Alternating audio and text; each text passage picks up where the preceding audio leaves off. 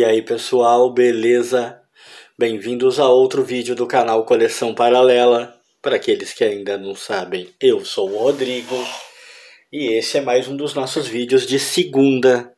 Começamos a avançar para o fim dessa nova série de vídeos de segunda-feira. Mas já estou trabalhando num próximo tema. Tem mais alguns vídeos ainda para sair, mas é bom já ir deixando claro para quem porventura está acompanhando a série que ela está chegando perto do fim. E hoje é dia de a gente falar sobre uma publicação, sobre uma revista que está entre as mais faladas desta série, deste tipo de publicação, que é a com o tema Túnel do Tempo, com o tema personagens, né, deslocados de sua cronologia normal, né, personagens em suas versões alternativas. Isso porque a gente vai falar hoje de Batman, Gotham City, 1889. É uma das edições mais faladas porque eu acho que realmente merece a fama, vamos dizer assim. Eu ouço falar muito dela. A gente, quando acaba se interessando por quadrinhos, quando coleciona e tal, acaba conhecendo um grande número de pessoas do meio, acaba conversando com essas pessoas, acaba trocando ideias, e é fácil perceber que dentro deste tema, versão alternativa de personagem, as histórias que envolvem o Batman estão lá no topo, estão entre as preferidas de quase todo mundo, e essa história aqui, em especial, está entre uma das preferidas, eu diria, no mínimo, o top 10, assim, entre as preferidas, talvez top 5.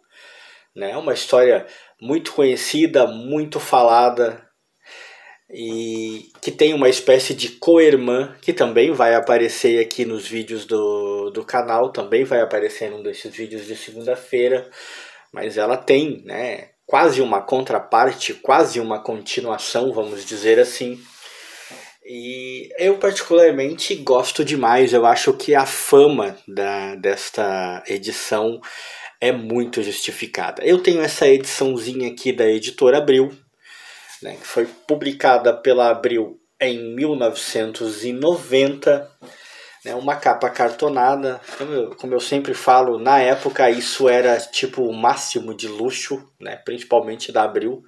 Era uma capinha cartonada, a lombadinha canoa com grampos.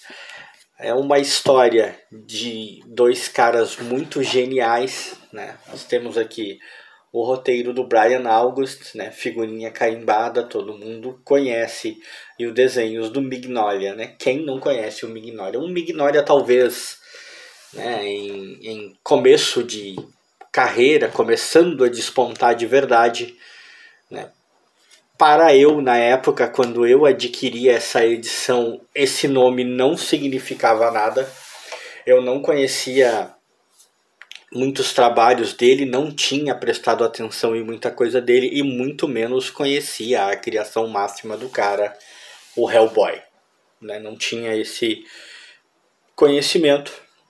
Então, eu gostei da arte, eu gostei do trabalho que eu vi nessa edição, mas não significava grande coisa assim. Essa é uma das coisas mais legais em colecionar quadrinhos, né? Você, de vez em quando, percebe que um artista ou um autor que de repente explodiu, que de repente está no topo, está hypado, que todo mundo está curtindo, que ele só está fazendo coisas que todo mundo gosta, ele não chega a ser uma novidade. Você se dá conta de que lá um tempo atrás você já o tinha conhecido, só que passou meio batido assim na época. E você daí pode também ver uma certa evolução no trabalho do cara. Eu não é uma coisa de que eu me preocupe muito. Todo mundo que acompanha esse canal aqui sabe, eu não me preocupo muito com essa coisa de ficar fazendo 1001 pesquisas, 1001 cronologias, tentar descobrir, né, quais são os primeiros trabalhos do cara, o que ele fez primeiro, o que ele não fez. Então, se alguém me perguntar assim, mas na época em que essa edição saiu, né, o Mignola ainda não tinha criado o Hellboy ainda não tinha surgido, eu vou dizer simplesmente que eu não sei. Eu acho que não. Eu acho que isso é anterior. Eu acho que isso é mais do começo de carreira dele, mas eu não vou afirmar simplesmente porque eu não sei. Não tenho o hábito de querer fazer afirmações das quais eu não tenho conhecimento e não me dei ao trabalho de procurar. Eu não sei. O que eu sei é que foi um dos primeiros trabalhos do cara que caiu na minha mão, mas que na época, embora eu tenha gostado da arte, eu tenha gostado do material, não dei lá tanta importância, até porque eu gosto mesmo do roteiro desta edição, né? Eu gosto muito do roteiro. Ela tem uma capa muito bonita, uma capa linda de verdade. Tem um papel, é um papel com um pouco mais de qualidade do que normalmente se via. Eu acho o texto muito bem escrito, como eu já falei, né? A arte do nosso querido, né, Mignola já dá para notar todos os trejeitos do cara, né? Tudo o que viria a tornar ele, né, ainda mais conhecido, você já consegue observar aqui. E a maneira como foi colorizada a revista, né? Quase um preto e branco, basicamente um preto e branco com alguns tons em amarelo e tal. Eu tenho usado muito em várias edições que eu mostro a palavra sépia, como se fosse um tom sépia, né? Então eu vou começar a tentar evitar dizer isso, porque parece que eu digo isso demais. Mas é mais ou menos isso, né? Como a ideia da própria colorização é remeter à época em que isso acontece, né? É remeter à época da história, né? Que, como o próprio título diz, 1889. E casa muito bem, cara. Ficou muito legal. Eu não vou dar aqui, e no caso desta edição em particular, cara, eu não vou mesmo, eu vou tentar evitar o máximo que eu puder, dar muito spoiler, falar muito sobre a história, porque essa é uma daquelas edições que eu acho que vale a pena demais para qualquer pessoa que por acaso ainda não conhece, ler, conhecer, ela vai gostar demais. Então eu não vou ficar dando muito spoiler. O que eu posso dizer é que o mote da história em si é terrivelmente simples e terrivelmente maluco, né? É um Batman que vive neste longínquo 1889 na Gotham City da época e que se depara com ninguém mais, ninguém menos que Jack, o Estripador, né? Vamos dizer assim. Como o Jack veio parar em Gotham City e tudo mais que acontece, você entende ao ler a história. O que vocês acham disso? Lembrou alguma coisa? Ao ler a história e ao perceber, né, a inteligência, né, a criatividade com que se amarrou o texto.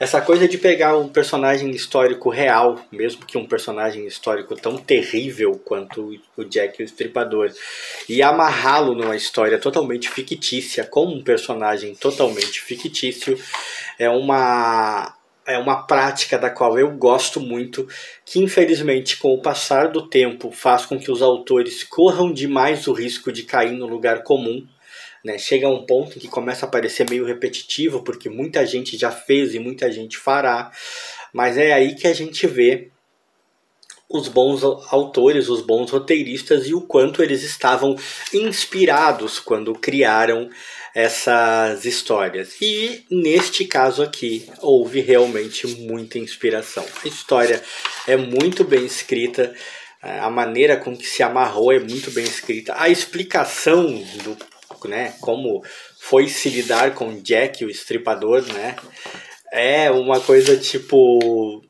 alucinante, mas crível dentro do universo a que se propõe. E cara, você se diverte, você fica tenso, você quer saber como termina. E se você for um leitor como eu, que facilmente, muitas vezes, consegue se deixar levar pela história sem ficar fazendo muitas análises, eu tenho essa questão. Quando eu gosto demais de uma história, eu simplesmente deixo ela me levar e eu tento não ficar fazendo muita análise, muita racionalização, porque forçosamente eu não quero descobrir nada antes que a própria história me revele. E se você for esse tipo de leitor que consegue fazer isso, ela ainda pode facilmente lhe reservar uma bela surpresa no final.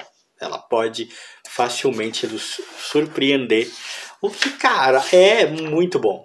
Ser surpreendido de alguma maneira numa história que você leu num quadrinho é uma coisa que sempre vale muito a pena. Então, o que a gente tem aqui, irmão, é um excelente roteiro do nosso amigo Brian Algans, uma arte admirável do Magnolia, né? Eu fico chamando de Magnolia, não reparem, eu me perco com o nome do cara, mas todos sabem que ele é bom demais, né? Então nós temos uma arte incrível, um roteiro sensacional, uma história bem tramada, bem amarradinha, uma história que vale a fama que tem entre os leitores, né?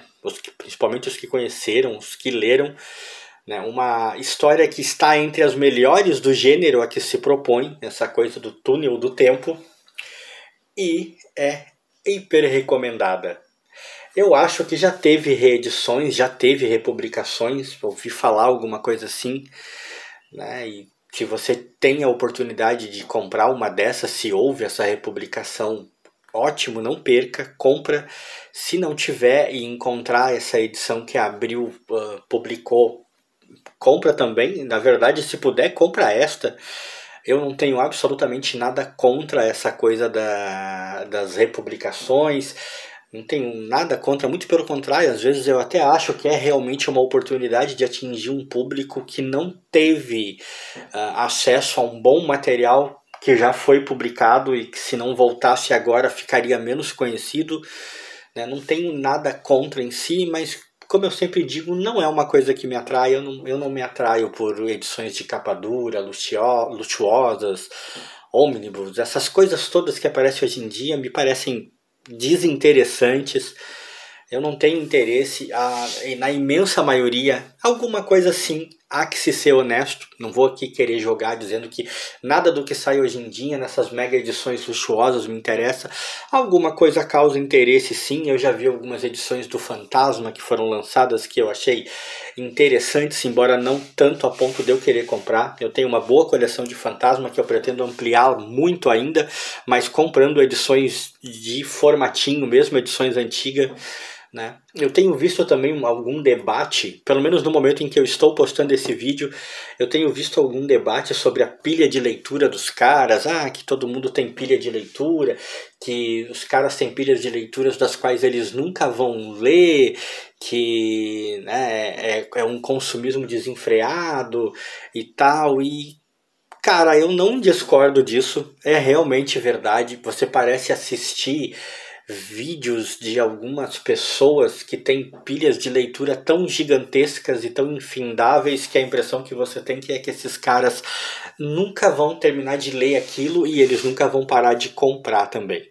Mas não tenho absolutamente nenhuma intenção de criticá-los, por uma razão muito simples. O dinheiro é dos caras, eles investem como querem, não é da minha conta.